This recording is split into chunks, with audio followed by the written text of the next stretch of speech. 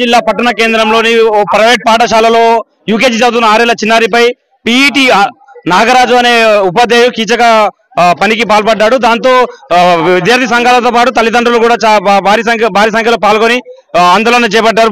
పాఠశాల ముందు ఆందోళన చేపట్టారు. మనతో మాట్లాడారు. అదే విధంగా పోలీసులు సుమారు 2 గంటల పాటు 2 నుంచి 3 గంటల పాటు ధర్నా చేపట్టారు. ఎంతటికి వినకపోయేసరికి పోలీసు వారు విద్యార్థుల తల్లిదండ్రులపై అదేవిధంగా విద్యార్థులపై విలేకరులపై కూడా లాఠీ చార్జ్ చేసిన ఘటన మనం చూసినాము. అదేవిధంగా మనతో మాట్లాడడానికి పేరెంట్స్ ఉన్నారు. అన్న చెప్పండి, అసలు కామారెడ్డిలో జరిగిన ఈ సంఘటనపై మీరేమంటున్నారు? ఇంతకుముందు జీవదాన్లు ఎన్నోసార్లు జరిగినాయి కాబట్టి ఈ రోజు పీటీ సార్ అంటేనే చిన్న పిల్లలు భయపడుతున్నారు. ఒక చిన్న పిల్ల 6 సంవత్సరాల చిన్న పిల్ల ఇంటికి పోయి వాళ్ళ మదర్కి చెప్తే మదర్ వచ్చేసి కంప్లైంట్ చేసింది. ఇది శనివారం రోజు జరిగిన సంఘటన. మేనేజ్మెంట్ ఇప్పటిదాకా అందరికీ మొత్తం సమాపనం చేసి పోలీసులతో కలిసి మొత్తం క్లోజ్ చేద్దామని తెలుసుకొని ఇలా అందరం పేరెంట్స్ వచ్చి అడగడానికి వస్తే మినిమం 4 గంటల నుంచి ఇక్కడ వెయిట్ చేస్తే కనీసం మేనేజ్మెంట్ వచ్చి మేము తక్షణ శిక్ష ఇస్తామా లేకపోతే మేనేజ్మెంట్ మీద చర్య తీసుకుంటామని చెప్పడానికి ఇప్పటిదాకా రాలేదు. రేపు కామారెడ్డికు బంద్ పిలిపిస్తున్నామని అందరూ వాణిజ్య సంస్థ వాళ్ళు అందరూ స్కూల్స్ మేనేజ్మెంట్ అందరూ దీనికి సహకరించాలని మేము కోరుకుంటున్నాం. ఇక్కడికి పాఠశాలకు సంబంధించిన డిఓ ఎంఈఓలు కూడా రాకపోవడానికి మీరు ఏమైనా స్పందిస్తున్నారు? ఇప్పటిదాకా 4 గంటల నుంచి మేము ఇక్కడ రమ్మని చెప్తే కానీ కలెక్టర్ కానీ డిఓ కానీ ఎవ్వరు రావట్లేదు. కనీసం పేరెంట్స్ కి కూడా రెస్పాన్స్ ఇవ్వడం లేదు.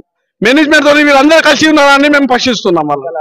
అదే ప్రస్తుతానికి లాఠీ చార్జ్ పేరెంట్స్ పట్ల లాఠీ చార్జ్ చేశారు. దాని మీద మీరు ఇప్పుడు మా పాప కూడా ఇక్కడ ఉన్నది. ఇప్పుడు చిన్న 1వ క్లాస్ నుంచి ఇప్పటిదాకా 10th వరకు నడుస్తుంది. ఇది ఏంటంటే ఇప్పుడు ఒక 6వ తరగతి అమ్మాయి చిన్న పిల్ల మా ఇంట్లో ఎంతసేపు ఉంటుంది? ఇంట్లో ఒక 10 గంటలు ఉంటాయి, ఈడ 14 గంటలు ఉంటుంది స్కూల్లో. కేవలం ఈ గురువు అన్న ఉద్యోగంలో ఈ స్కూల్ మీద నమ్మకం విడిచిపెట్టి మా ఆడపిల్లను పంపిస్తే నిన్న శనివారం జరిగిన సంఘటన. నిన్న శనివారం నుంచి ఇప్పటిదాకా అది రెస్పాన్స్ లేదు. వాడు ఎర్రపాటు పీటీ అంట. ఆ కొడుకు దొరికితే చింతాపండు వేస్తాం, ఒక్కొక్కరు కాజీలు ఇరగొత్తడి చేస్తాం.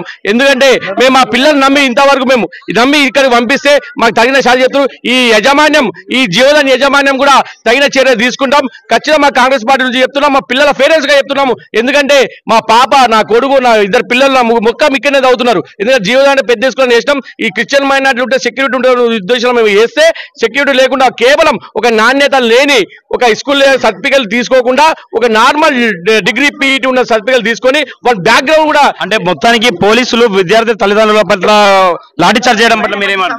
తప్పకుండా ఇప్పుడు వాళ్ళ సెక్యూరిటీ ప్రాబ్లం లాఠీ చార్జ్ అని చెప్తున్నారు వాళ్ళు. కానీ మేము మా బాధ మా రక్త సంబంధం రక్తంతో పుట్టిన పిల్లల గురించి మేము వచ్చి అడగడానికి వస్తే లాఠీ చార్జ్ అని పోలీసు దౌర్జన్యం చేసిన పోలీసు కూడా మేము చెప్తున్నాం. మేము శాంతియుతంగా ఖచ్చితంగా మేము మా పిల్లలకి అమ్మాయికి న్యాయం జరిగే వరకు. ఇంకోటి ఇప్పటిదాకా డిఈఓ రాలేదు, డిస్ట్రిక్ట్ ఎడ్యుకేషన్ ఆఫీసర్ రాలేడు, డిఈఓ రాలేడు. వాళ్ళపైన కూడా చర్య తీసుకుంటాం. ఎస్పీ కానీ డిఓ కానీ ఎంఈఓ కానీ ఎవరు ఇప్పటిదాకా రాలేరు. ఖచ్చితంగా చెప్తున్నాం, మాకు న్యాయం జరిగే వరకు ఆ పిల్లకు న్యాయం జరిగే వరకు అమ్మాయికి న్యాయం జరిగే వరకు ఖచ్చితంగా ధర్నా చేస్తాం. దాంతో పాటు యజమాన్యం కూడా బయటకు వచ్చి విశ్లేషణ ఇవ్వాలి. లేని పక్షంలో మేము ఇక్కడ కదిలే లేదు.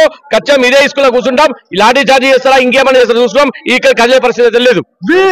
ఏదేమైనప్పటికీ కామారెడ్డి జిల్లాలో మాత్రం ఉధృతంగా వాతావరణం జరుగుతుంది. ఇక్కడ చూస్తున్నాం తల్లిదండ్రులు బాగా ఖచ్చితంగా అతనిపై కఠిన చర్యలు తీసుకోవాలని చెప్పేసి, అదేవిధంగా గుర్తింపును కూడా రద్దు చేయాలని చెప్పేసి, పాఠశాల గుర్తింపును రద్దు చేయాలని చెప్పేసి వాళ్ళు డిమాండ్ చేస్తున్నారు.